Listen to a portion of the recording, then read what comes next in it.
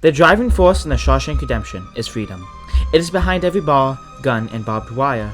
It underlies every single one of Andy Dufresne's actions. Liberty, in fact, is an innate desire that all men inherently crave. It is why books like The Count of Monte Cristo or movies such as The Shawshank Redemption are so popular. They feel so poignant as we all have an atavistic fear of being immured. Man is not meant to be confined. This is at the core of human nature. As Milton puts it, "Some natural tears they dropped, but wiped them soon. The world was all before them where to choose their place of rest, and Providence the guide. They, hand in hand, with wandering steps and slow, through Eden took their solitary way." Some might object, if this were so, why did Andy purposely get thrown into the hole for broadcasting the upper song to the whole prison? He incisively answers that question himself. That's the beauty of music. They can't get that from you. The music mollifies, even for a brief second, that base yearning for freedom. That explains why he risked a more onerous slavery inside solitary confinement for an ephemeral moment of freedom. The film also helps pose the question, what does freedom mean? Superficially, it would appear that evident that Andy could not have any freedom. He was confined to Shawshank for life, and he needed to abnegate his longing for it. Red would strongly warn him, Hope is a dangerous thing. Hope can drive a man insane. Yet engrafted inside that very response is a concept of freedom that many would not notice.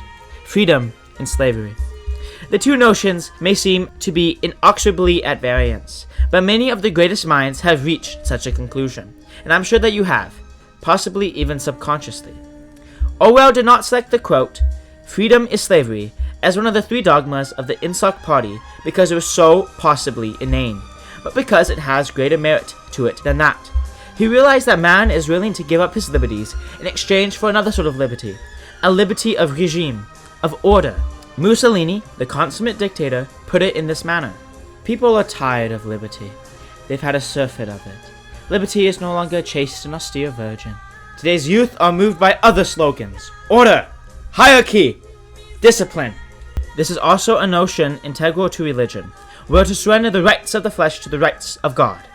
To find liberty from the galling chains of sin, in bondage to his will. I'll conclude by sharing how these diametrically opposed ideas relate, with excerpts from another English author, the most articulate Puritan, John Bunyan. When he had destroyed what law and good orders he could, then further to effect his design, namely, to alienate man's soul from Shaddai her king, he commands, and they set up his own vain edicts, statutes, and commandments, in all places of resort or concourse in man's soul, to wit, such as gave liberty to the lusts of the flesh, the lusts of the eyes, and the pride of life, which are not of Shaddai, but of the world. He encouraged, countenanced, and promoted lasciviousness, and all ungodliness there. What a fool, quoth he, am I, thus to lie in a stinking dungeon, when I may as well walk at liberty. I have a key in my bosom, called promise, that will, I am persuaded, open any lock in Doubting Castle. Then said Hopeful, that is good news, good brother, pluck it out of thy bosom and try. This explains Aristotle's golden mean and Paul's, for you are called to freedom, brothers. Only do not use of freedom as an opportunity for the flesh, but through love serve one another. Galatians 5:13.